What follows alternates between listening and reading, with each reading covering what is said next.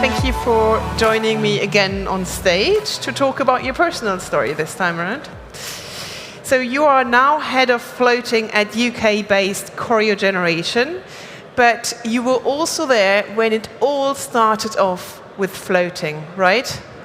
Yeah, no, I had a big fortune. So if I start with my beginning, so I'm an electronic and electrical engineer. Started working after graduating in the UK, going back to Norway, where I worked as an engineer for Aker Engineering, it was called at the time, now Aker Solutions, for 6 years. And then I moved to Statoil, which is now Equinor, in '98, working mainly as an engineer in automation and telecommunication, and then moving into IT.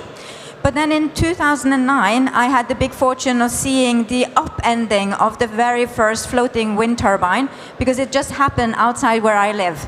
So I got to see how that high wind demo was a spar that was upended and then the turbine put on top. Little did I know that this was the industry that I was going to move into. So later on in 2015, Equinor established a renewable business area, and there I was given the chance to lead the strategy and innovation. So I was looking at how we're going to grow in renewables, what kind of innovations should we be looking for. One example was pairing the first floating wind farm, Hywind Scotland, with a battery. So that was looking at how to strengthen that stability of the providing power.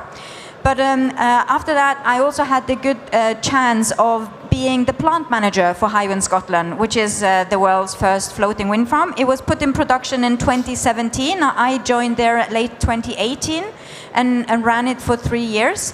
At the same time, I was also running a fixed bottom wind farm, so which had exactly the same turbine. So got to compare floating against fixed and what was the kind of the differences and how that developed.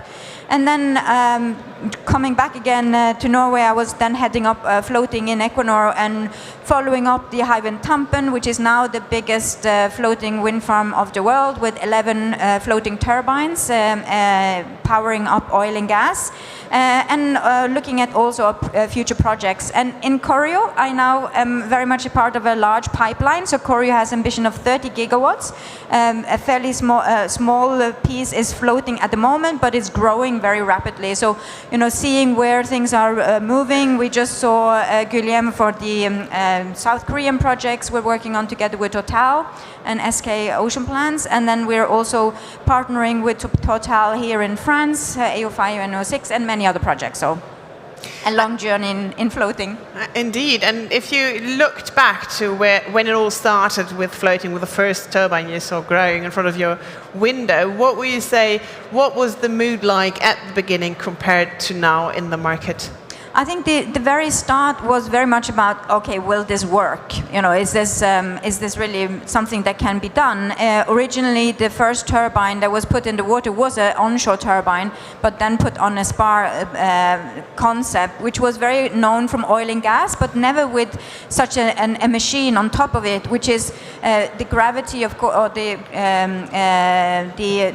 forces that are in progress when the turbine blades are turning are very different than having more like a processing plant on top of these. So it was a very new thing. So a lot around R&D, so technology and making sure it would work. Then when it was then moved to scaling up, it was trying to show that it could work in a bigger environment with the 5 turbines for the Hywind Scotland. I think that was also showcasing that it was doable. Then you had the Kincardine, and now you have many more floating pilots or smaller projects.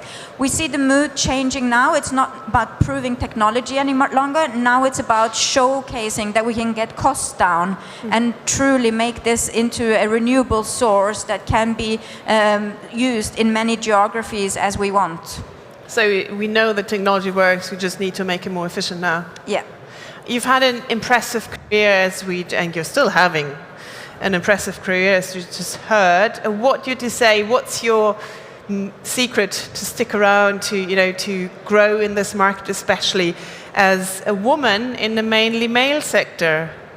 Well, I've worked for all my 30 plus years in the energy industry.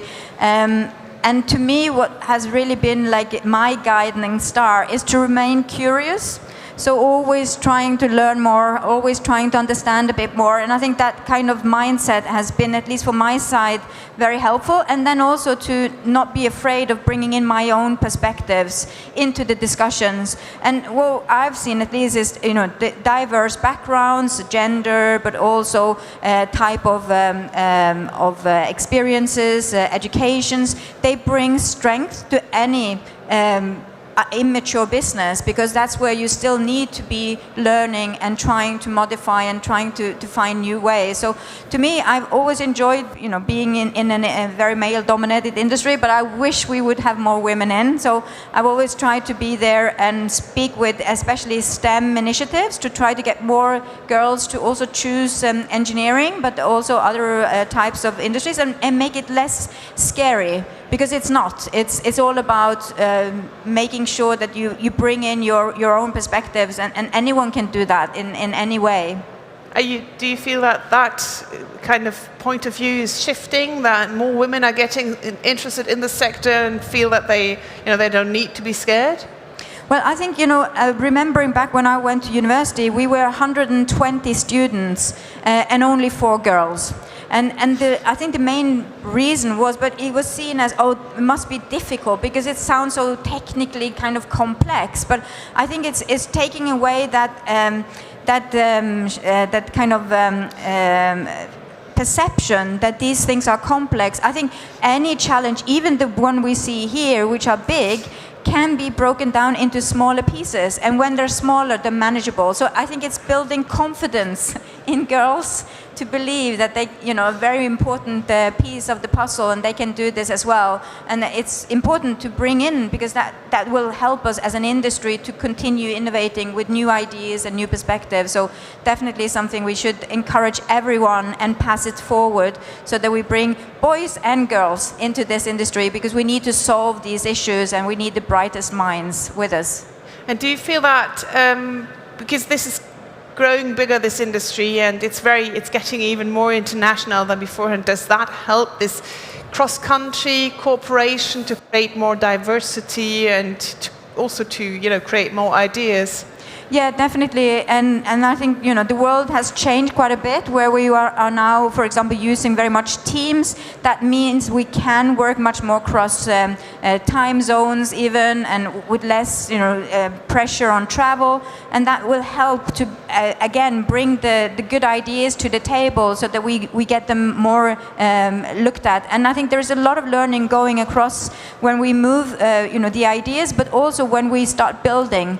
So I think that's one the benefit of floating, is we really need actual projects, so that everyone can build the experience in the supply chain, also developers, to take that, and hopefully with geographies moving ahead, like in Asia, we see a lot of activities, we see it in Europe, we're also seeing in the Americas, then again that will help to make innovations even better across international boundaries. Great, thank you very much for sharing your story. We have a drawing summing it up. Exactly, you need to make it more efficient. You saw the first floating wind turbine, and don't be afraid to show your own perspective. You can do it.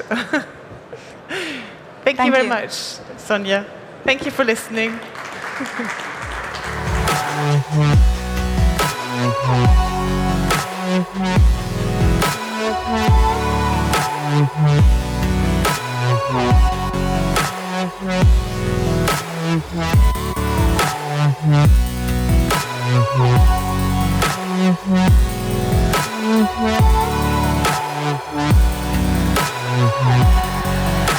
Yeah.